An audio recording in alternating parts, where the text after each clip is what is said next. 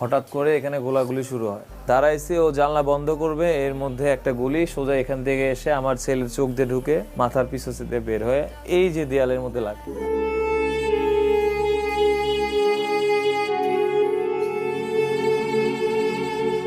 বই, প্লাস্টিকের খেলনা আর ঘরের মেঝেতে ছোপ ছোপ রক্তের দাগ। সাকিবুর রহমানের কাছে তার একমাত্র সন্তান সামিরের শেষ অস্তিত্ব বলতে এইটুকুই। মিরপুরের কাফরুল থানার বিপরীত পাশের এই ছোট্ট বাড়িতেই পরিবার নিয়ে বসবাস সাকিবের। সপ্তাহখানেক আগেও দুষ্টুমিতে যেই ঘর মাতিয়ে রাখত 11 বছরের সামির, সেই ঘর এখন নীরব। তবে এই স্তব্ধতার মাঝেও এখনো দৃশ্যমান তার কত শত স্বপ্ন। খেলাধুলা করতে খুব পছন্দ করতো। ও একবার বলছিল, বাবা আমি ফুটবলার হব। আমি বলেছিলাম যে বাবা, আমাদের দেশে তো আসলে ফুটবলটা ওভাবে প্রচলন আছে, বাট ভবিষ্যৎটা কত, তুই অন্য কিছু শিখ। কিন্তু বললো যে না বাবা, আমি যত কষ্ট হোক আমি ফুটবলার হব। তা আমি বললাম ঠিক আছে, আমার যত কষ্টই হোক না কেন, আমি তোকে ফুটবলার বানাবো।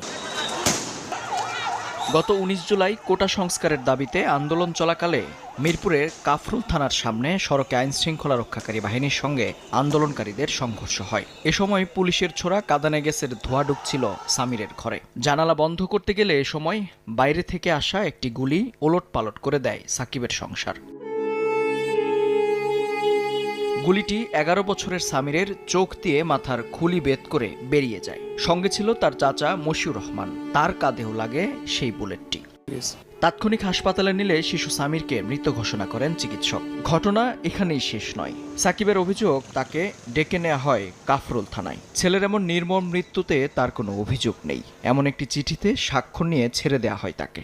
ওসি স্যার ডিউটি অফিসারের সাথে ফোনে কথা বললেন। বলার পর ওনারা একটা প্রিন্ট করাইয়া কাগজ বের করলেন, যেখানে আমি পড়লাম, লেখা ছিল যে আমি আপাতত এই বিষয়ে কোনো অভিযোগ করছি না। আমার ছেলের লাশ দাফন করানোর জন্য আমি নিয়ে যাব আর কি সজ্ঞানে। এই মর্মে আমি স্বাক্ষর দিচ্ছি। আমি আমার ছেলের লাশ আমার কাঁধে নিছি এই বয়সে। এইটা একমাত্র তারাই বুঝবে যারা তাদের সন্তান, তাদের আপনজন হারাইছে। নানাবাড়ি আশুলিয়ায় একমাত্র সন্তানকে দাফন করে মা ফারিয়া ইবনাত সেখানেই রয়ে গেছেন। এ ঘটনার তদন্ত করে দৃষ্টান্তমূলক শাস্তির দাবি এলাকাবাসীর।